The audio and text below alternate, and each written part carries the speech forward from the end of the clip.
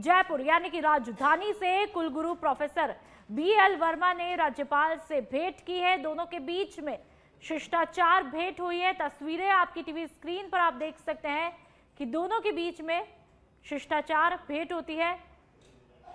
और आपको बता दें कि वर्मा है वर्धमान महावीर खुल्ला विश्वविद्यालय कोटा के कुलगुरु, जिन्होंने राज्यपाल से मुलाकात की। एक का शिष्टाचार भेंट इस मुलाकात को बताया जा रहा है। कुलगुरु बनने के बाद हरिभाऊ बागड़े यानी कि राज्यपाल से मुलाकात उन्होंने की है। ये तस्वीरें आपकी टीवी स्क्रीन पर इस मुलाकात को महज एक शिष्टाचार भेंट के तौर पर देखा जा रहा है। वर्धमान महावीर खुल्ला विश्वविद्यालय के कोटा के कुलगुरु हैं और ऐसे में वो राज्यपाल हरिभाऊ बागड़े से मुलाकात करते हैं, उन्हें बुके देते हैं।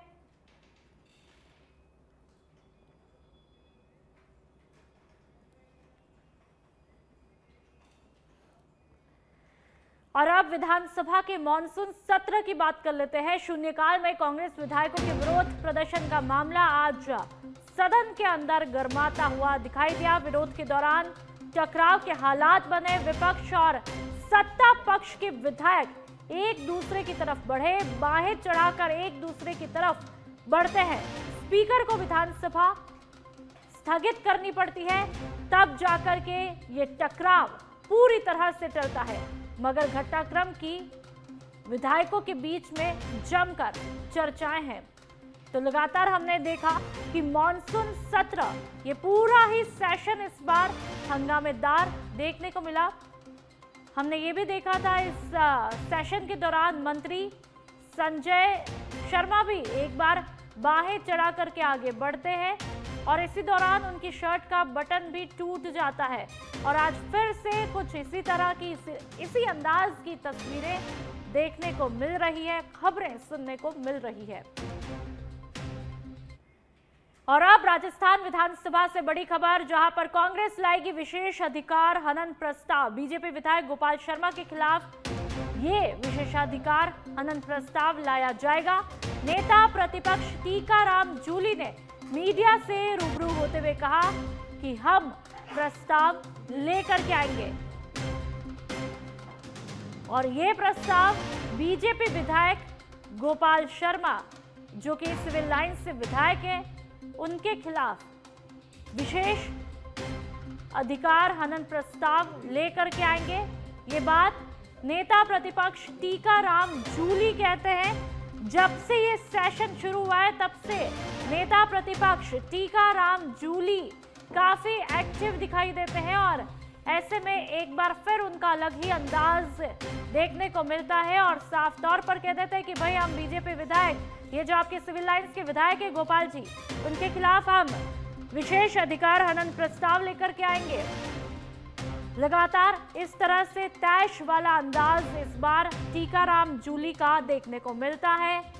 कभी वो किसानों का दर्द लेकर के, ट्रैक्टर चला करके और सदन के अंतर्गत खराबे फसल को लेकर के पहुंचने की कोशिश करते हैं, कभी चेतावनी देते हुए कहते हैं कि भाई हम तो सिविल लाइंस विधायक यानी कि गोपाल शर्मा के खिलाफ विशेषाधिकार हनन प्रस्ताव लेकर के आएंगे। तो बराबर कांग्रेस में टीकाराम जूली इन दिनों विधानसभा के अंतर्गत काफी एक्टिव देखने को मिल रहे हैं।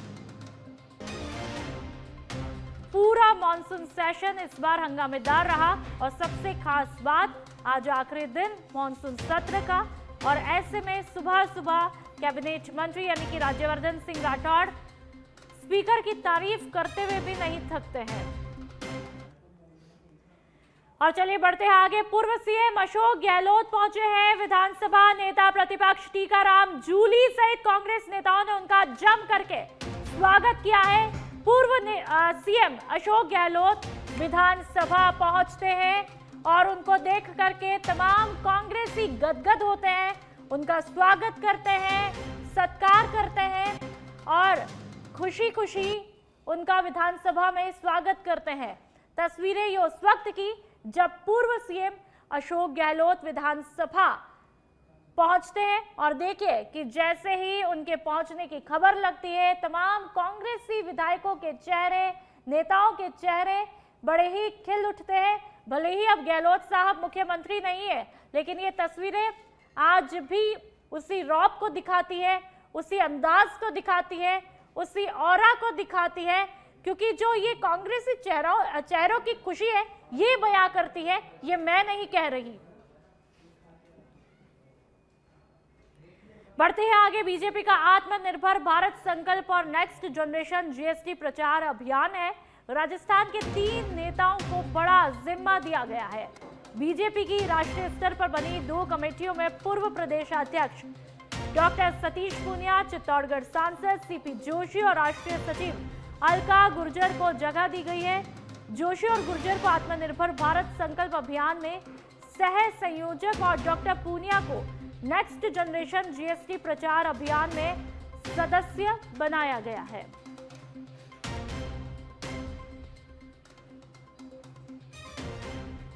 तो इस वक्त की अहम खबर, लगातार सच बेधड़क पर डॉक्टर पूनिया को नेक्स्ट जनरेशन जीएसटी प्रचार बनाया है, मेंबर बनाया है।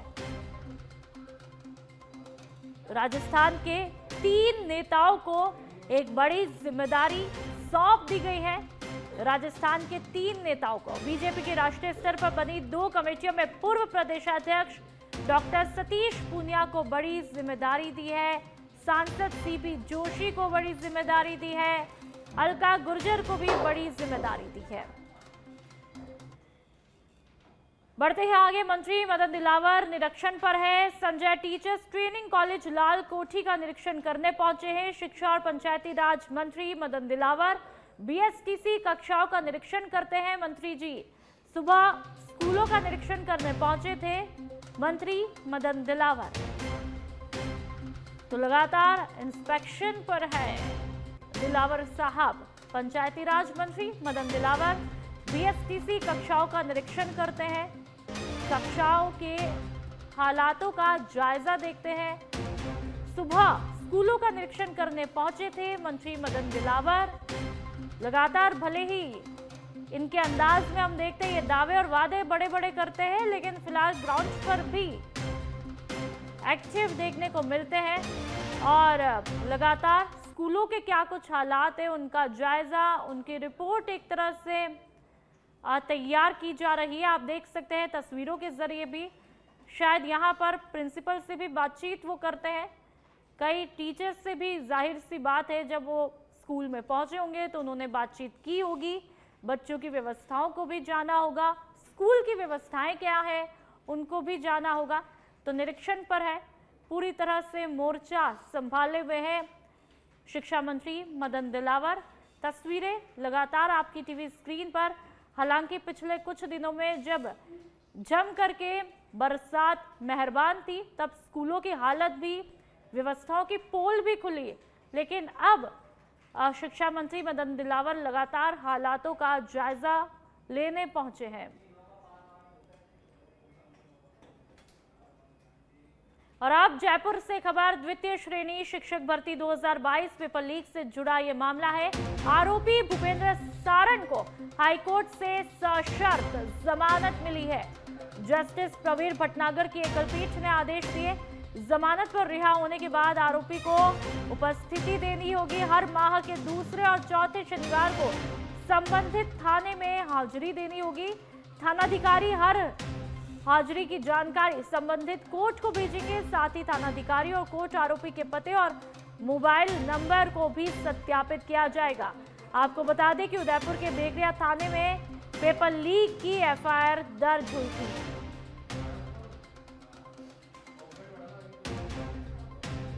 तो इस वक्त की अहम खबर, पेपर लीक से जुड़ा ये मसला जिसने पूरे राजस्थान को हिला करके रख दिया था और आखिरकार इसमें भूपेंद्र सारण को अब जमानत दे दी गई है। आपको याद होगा उदयपुर में बेगरिया थाने में एफआईआर दर्ज की थी, किस तरह से बस पकड़ाई थी और उसको लेकर के लगातार उसके बाद नई परत दर परत खुलती जा रही है। द्वितीय श्रेणी शिक्षक भर्ती 22 पेपर लीक से जुड़ा ये मामला है और अब आरोपी भूपेंद्र सारण, जो कि लगातार सुर्खियों में रहा, इस पूरे मामले के अंतर्गत उसे सशर्त जमानत दे दी गई है और उसके बाद में आरोपी को समय समय पर हाजिरी भी लगानी होगी।